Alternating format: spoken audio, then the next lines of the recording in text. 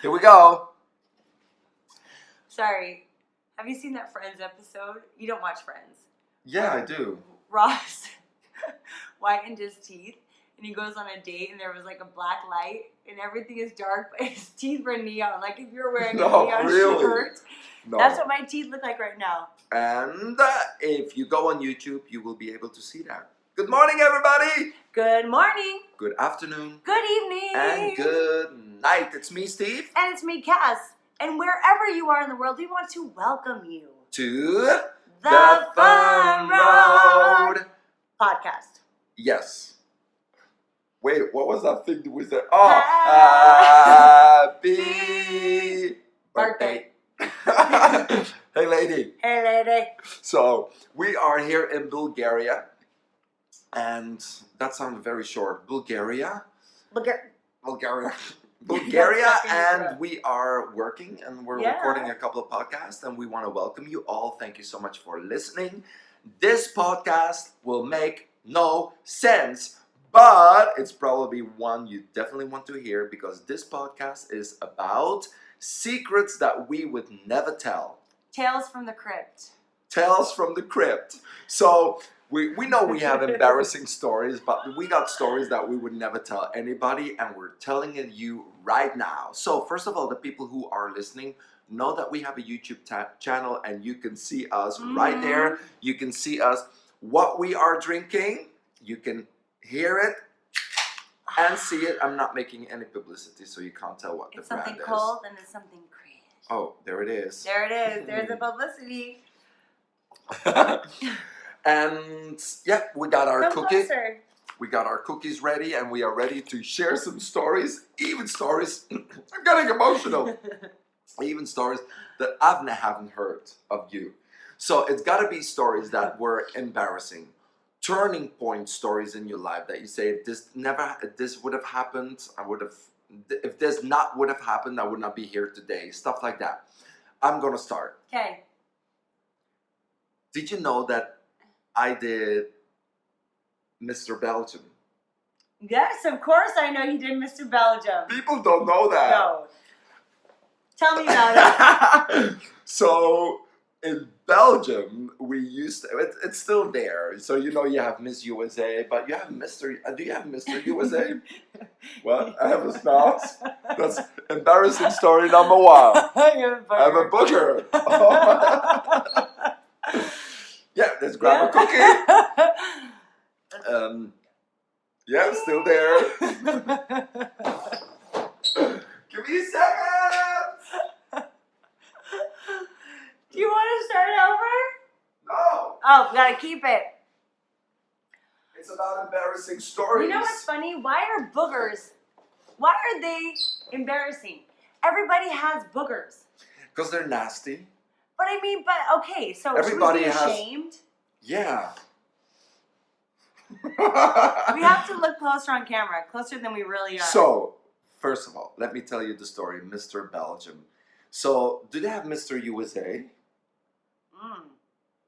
I don't know. I have no idea, actually. We have Mr. Belgium, and a friend of mine was actually saying, "Oh my God," and he was doing modeling stuff like that. You should do that, Mr. Belgium. Oh my God. And I'm like, Mr. It's always the excuse that somebody else tells you. I registered myself, so I'm not ashamed of it. So I said, okay, I'm going to do that. And we had to go on you just register. Then they tell you, okay, Saturday morning, you got to go there. It was like in a conference center in Antwerp in a big hotel from 9 o'clock. And it could take all day. So it was a Sunday. Saturday night, me, Hotfried, my friend. Was he the one that was in modeling? No. It was another friend, and he was drop dead gorgeous. Anyway, we party in Antwerp all night long. All night long. I mean, we've been partying, and I don't drink alcohol, so I wasn't drunk or anything. I don't do drugs, alcohol, nothing like that. But I party, we were dancing all night long. It was fun. Hotfried likes to get down. Oh, so it's 5, 6 o'clock. I said, I can't go back home if I want to do that contest because it starts like at 9 o'clock or something. So If I go home, it's a 1 hour drive and I gotta go back.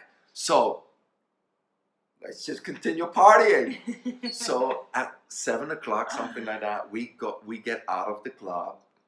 We go have a breakfast somewhere. I mean, you went straight, soaking wet, dirty, nasty, smelly, sweat smell.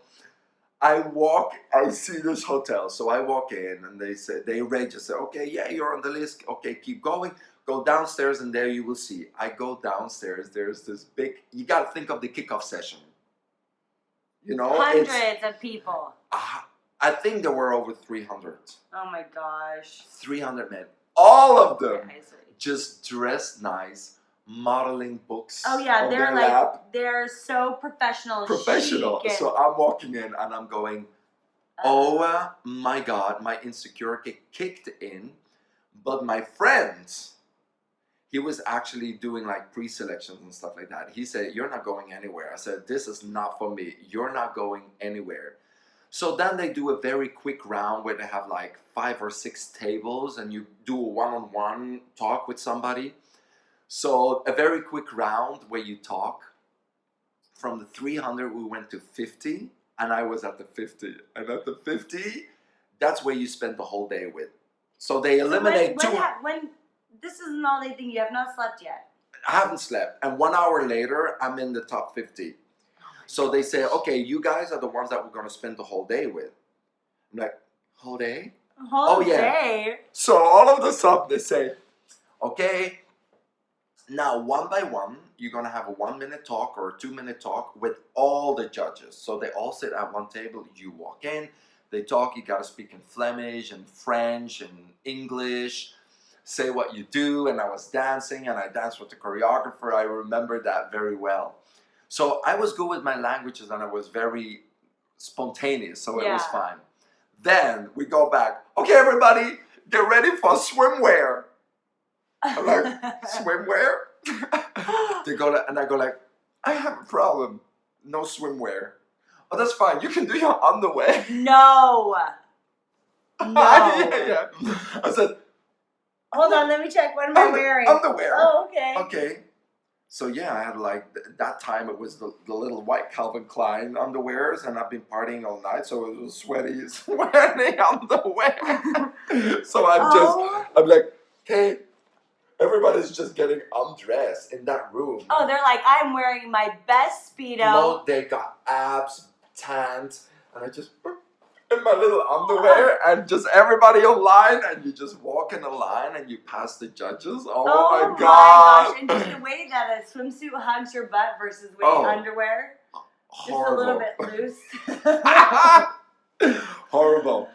The end of the day, they announced the top 20. Boom, I was in the top 20. So I was one of the finalists. That was crazy. And then you had to sign a contract. We went on a trip.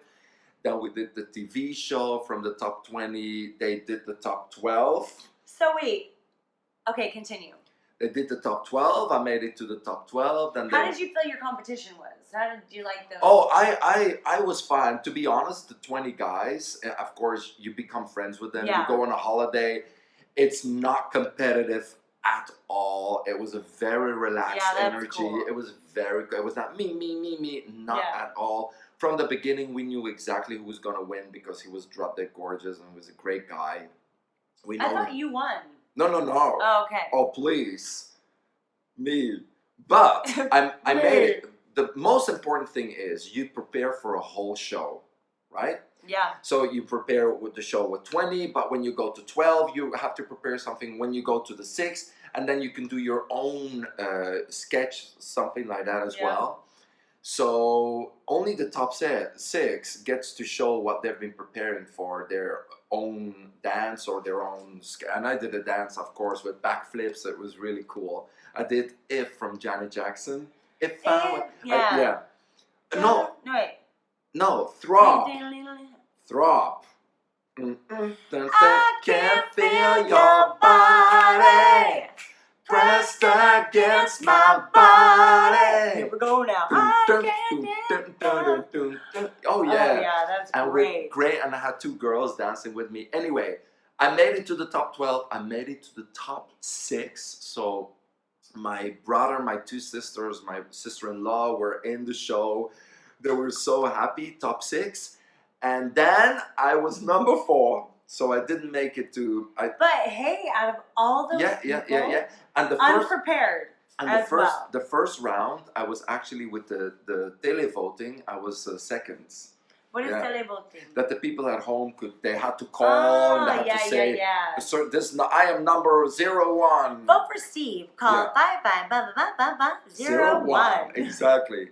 So I got the second. The winner was always number 1 every single round, but the first round I was the second, and then the last round I was the 4th. That is so cool. Yeah, I was so happy. Anyway, that was one of my stories. You got 10 minutes for your story. Ooh, well... I'll eat a cookie in the meantime. I felt like I've told so many of my stories. Yeah? You can tell one again. One of my most embarrassing stories. Well, and it's not even... It's I think of the aftermath of what those people were thinking when it happened. So I've told this story before, but it was super late flight. And I fly into Chicago. And I am so thirsty and so hungry. And I see right out of the airport, oh, cool. There is a McDonald's.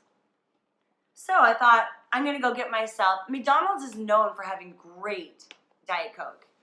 Because they use filtered water for their Diet Coke. So you know how sometimes you get Diet Coke out of the tap and you're like, oh yeah. It tastes like the water that they mixed in came straight from like a rotted canteen. In Europe, you don't have a lot of... oh yeah, that's true. It's all from a can or a bottle. It's canned bottles, stuff like that. But I know what you're saying. So it's freezing cold and I'm wearing this very big jacket. And it looks almost like a sleeping bag with armholes. The warmest thing that you can put on your body without wearing a sleeping bag. And I'm going through the line and I'm just like tired. I'm ready to go to the hotel, but I want to get an ice cream cone and I want to get a Diet Coke. So I go to the window and I make my order. Then I go to the next window. And in the meantime, I had reached back to get my wallet. And I reached back to pull my bag and I dislocated my shoulder. Right there in the car. Oh my God. In the car, in a sleeping bag, in the ordering sleeping bag, McDonald's. buckled up. And then kind of like stuck in the seat as well. And I'm just like, oh my gosh, oh my gosh, oh my gosh. And I just start wailing and going back and forth and just sobbing. Panic. Like, you know, when nobody can hear your cry, the noises that come out of your mouth, it's like, just the worst noises ever. And then I go up to the one, and I have to sit there, and I wait for just a second to calm. I have to put the car in park. I'm waiting to go to the next window. And I have to put my shoulder back into socket. Waiting for a cone. Waiting for a cone. I mean, it's the most expensive injury in the world. That $2.30. So I have to, at this point, I knew how to put my shoulder back in. I have to reach it forward, which is so hard. Reach it forward, reach it forward, reach it forward, and then you have to pull it forward, and then it'll slip back in. Because when it's like it has to be twisted back in. So by the time I get to the window, I look like I've just been sobbing, which I have been. I look like I've been beat up, which basically is what I feel like. And I'm like, sorry, how much is it? Here's my money.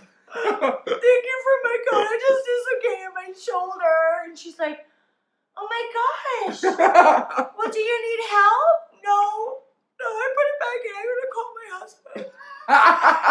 And I'm just sitting there, then just licking my little ice cream cone, feeling so sorry for myself. Oh my goodness. And then I call Brian, and he just hears sobs. And I'm like, I mean, when he gets that phone call, I just dislocated my shoulder.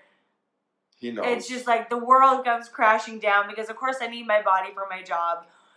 So anyway, then I have to go to a CVS, and it's the same thing. I'm just crying and feeling so sorry for myself, and I get that sling at the CVS counter.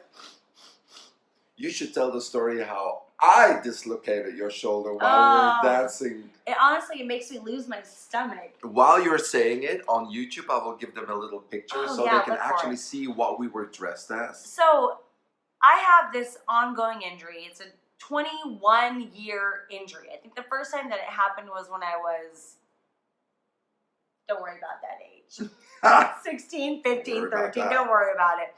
So I was doing like a 2-man backflip and I landed on my shoulder and it popped it out. Anyway, so it's just like this reoccurring thing, and we were in an event in LA, and it was a Halloween themed class. So everybody's in these cool costumes, and I love dressing up for Halloween. But our level of what we like to dress up at is on totally different ends. So I wanted to be like these cool characters, or Bumblebee. Yeah, I thought, okay, do you want to be we could be pirates, or we could be like Danny and Sandy off of Grease. Hell no, we're not going to do that. We could be, I mean, there are so many options of what we could be, and Steve's like, no, we're going to find a costume shop around the corner, we're going to get really cool costumes.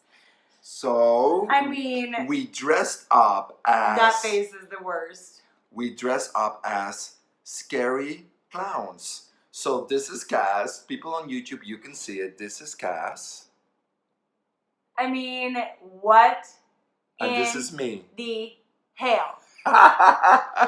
So in Europe, when we think of Halloween, we always think of scary things. Where in the US, Halloween, you can be dressed up as a princess as well. Or yeah, of course. That's what you want to dress up as. Yeah. I mean, this is us. So imagine us in this costume ready to teach a class. So, by the way, so Steve is wearing that wig. And there's so many layers to your outfit. There's the suspenders, there's the jacket, there's the tank top, there's the pants, there's the nose, there's the wig. And I swear every time I looked over, one of those pieces were peeled off. Yeah. It's like I look over after, a couple seconds of like connecting with the crowd, I look over, wig's off. Yeah. Look over, nose is off.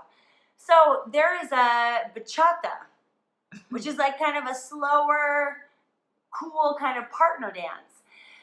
And I am very, very aware of this shoulder injury. Yeah. Every movement I do, I'm so aware that I have to keep it in like my arm and my peripheral vision to make sure it doesn't swing back because it's very weak.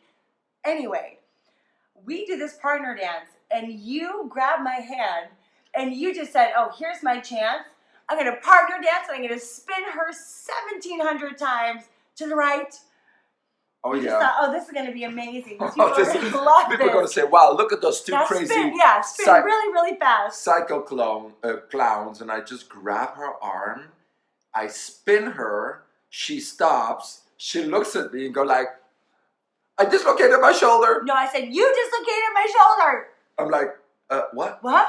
Huh? And I can see her shoulder just literally, one normal shoulder and the other one was like, it's like hanging down and there's... Hanging down, leaning forward. I'm like, okay, that doesn't look good. Instead of a shoulder, there's a hole where the shoulder should be. Oh my God. So imagine 300 people looking at us. She is in a crazy clown outfit. I'm in a crazy clown outfit. Dislocated shoulder. We're looking at each other. So my reaction is, what do? She says, pop it back in. I'm like, okay. How do I do that? She says, go ahead. Oh, yeah. I say you need to pull it. You have to pull it very firm, but not too fast and not too hard. Like strong and smooth. And I'm just looking at him thinking, you're this big, tall, strong man. Handsome. Talented. Almost top 4 Mr. Belgium. I mean, the smarts and the languages. I just started going on and on in my head about how wonderful you are. And I look at you and I'm just kind of thinking, you might rip my arm right out of my body. Barbie or you arm. Just pull it. Yeah, the Barbie and you're holding head. it. I got it. I got it. Swinging it with blood squirting out like ketchup. So you said, okay, everybody, get a drink. 300 DJ. people looking at us. I know, like, what are you going to do? And we're forgetting it. So I look at everybody and said, everybody, get a drink. DJ, music down. Look at me, Cass. Let's do this. What do I do?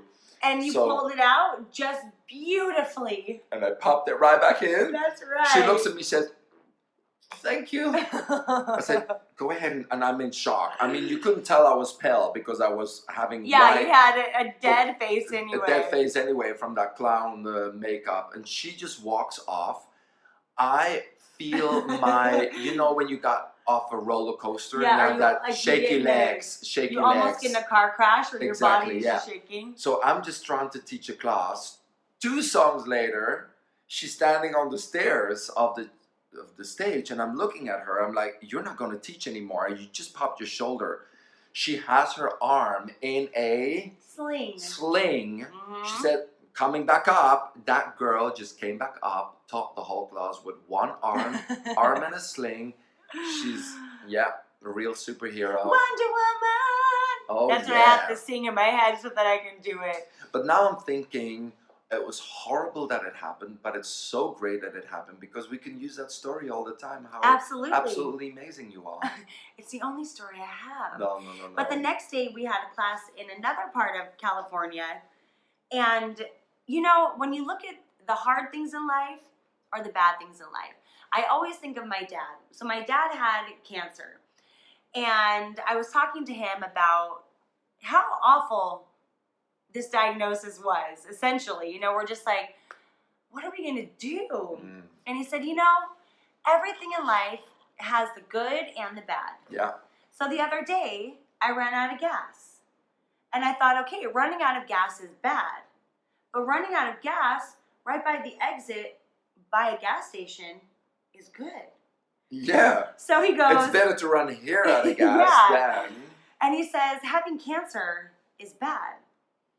But having cancer while you live in Salt Lake with one of the #1 cancer treatment facilities in my hometown is good. So I think about that and I think, okay, having an injury when your body is your job is bad. Yeah. But having a shoulder injury where it's one that movement is medicine is good. Popping your shoulder in front of 300 people. It's bad.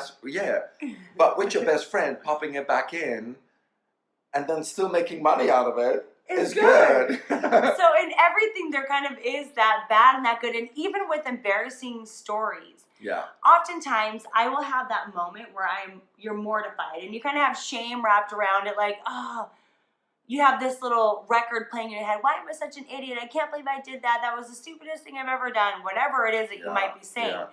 I always think, oh, this is going to be a really funny story to tell. And I try and remind my kids about that. I have to say this story real fast. Bridget, we got passports for the kids. And the kids are super excited because passports are so fun. You just feel like you've reached next level status with a passport. And Bridget had her hair in this really cute up bun, kind of a messy high bun with a cute bow in it. And they made her take her hair out. No, she had 2 buns. Made her take her hair out. So I said, Bridget, I'll just take your hair out and I'll braid it. So... Because it couldn't be up for the picture for the passport. No, because the hair had to be down. It couldn't be out of the camera for some reason. So I take her hair out and I braid it, but it was such a crisp part down the middle. So then I braided it and she has this dark hair and they tell you not to smile in the passport picture. She looks identical. Horror movie. To Wednesday off the Addams Family. Oh my God.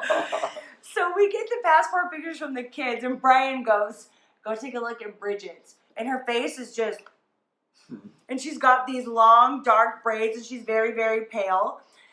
And she was so mad and horrified. Like she just thought, this is my moment to be rad and I'm cute and I've got this cool hairdo and this passport picture. Oh, no. Anyway, those come. So every time now we use that passport, all of us laugh so hard because you have to learn how to laugh at the things that are just, it is what it is. I mean, this is what it is. Put it in perspective. I mean, you got a passport, you can travel the world. Doesn't matter what the picture look like. Totally. You got a booger when we start recording. I mean, everybody's got boogers. It doesn't matter. Oh, yeah. You accidentally fart? Yeah, I farted. Doesn't matter. No. When we try and make it so much more dramatic and we tug it along like this badge of honor, of shame and guilt and regret, you know, life gets very heavy that way. It's true. It's true. I'm taking it all in. Anyway, so we're ready to hit the gym, actually. Yeah, we are. So we're going to the gym. So if you hear this, we hope we can motivate you to go to the gym or at least do something of exercise because that makes your day as well. It feels good. Yeah. It feels good. To work it out at that gym feels good. You know that song, Feels Good? No? Yes, I did. Oh, yeah, I know it. So, we want you to go to thefunroad.com. No, who is that? Sure feels good to me. Baby. I know, ice, baby. Oh, yeah, it's a very common, like, 90s song. It feels good. I'm sure I heard it. Oh, yeah, we'll play it. So, go to thefunroad.com, kassandsteve.com, and don't forget to tag us in your stories. We want to know if you actually have a funny story about you. Put it on a video, put it on your Instagram, tag at Kass and Steve, tag hashtag thefunroad, and we will look at it. Yeah, and if the only thing that you get out of an embarrassing story is a good story to tell. Yeah. There's a great song right now that says, 100 bad days makes 100 good stories. 100 good stories makes me interesting at parties. And I think that is such a good song because the more colorful your life is, the more risks you take, the more embarrassing stories you have, the more good stories you have to tell at parties, and people always want those people around. So be that person. Exactly. So, big kiss to you all. Don't forget to the website, funroad.com, because we got an event coming up in Boston. And we hope to see you there. I can't wait. And we have so many cool things coming your way with the Fun Road. A lot of different tools that you can use in person, at home, whatever it may be. So we are super excited for this upcoming year because we are packing it with things for you, for us, because living the Fun Road is such a fun way to look at life. Totally. It's happening. Big kiss. See you all. Bye.